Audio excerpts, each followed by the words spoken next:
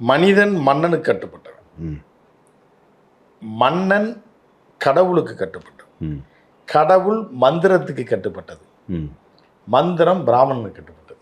ஐயோ இதுதான் தத்துவமே. ஆ பேசிக்கு தான் இது, பேசிக்கு இதுதான். அப்போ அவங்க தான் பெரிய ஆள். ஆமாம், அவர்கள் வந்து மந்திரத்தை வச்சு கடவுளை கட்டுப்படுத்தி, அந்த கடவுள் பேரால் வந்து யாரை, மன்னனை கட்டுப்படுத்தி, மன்னை வந்து மக்களை கட்டுப்படுத்துவோம். ஓகே புரியுதாப்ப? அப்போ யார் டாப்பு? அவங்க தான் top. அந்த ஸ்டைலில் தான் இது இருக்கும் வசனம். சூப்பர். புரியுது அவங்களுக்கு? அந்த வசனத்தில் பார்த்தீங்க அப்படின்னா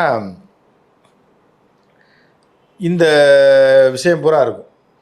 அதில் இன்னொன்று இந்த காமெடி கூத்து என்ன பண்ணிக்காருன்னா, எங்கள் அண்ணன் எச்ராஜா ஒரு டைலாக் கொடுத்துருக்காங்க. யார் எழுதி, மனசாட்சி இருக்கவே அந்த டைலாக் ரைட்டர் எழுதி கொடுப்பான்னு.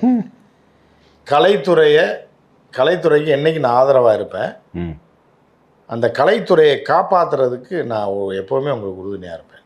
ம் யார் காப்பாற்றுறா கலைத்துறையை? எச்ராஜா. இதெல்லாம் வந்து அந்த பேனாவை உடச்சி போட வேணாம். டைலாக் எழுது காசுக்காக எப்படியா எழுதுறது? ஆனால் கலைத்துறைக்கு எச்ராஜாக்கு என்ன சம்மந்தம்? இப்போ கலைத்துறையில் தானே இருக்கார் இப்போ. அதுதான் இவர் காப்பாற்றுறாத என்னைக்கு துணை நிற்பாங்க. டைலாக்கே இருக்கு பாருங்க என்கிட்ட. இல்லை அவர் இப்போ காப்பாற்றிருக்காரு. நான் உறுதுணையாக இருப்பேன். அதான் இப்போ காப்பாற்றிருக்காரு.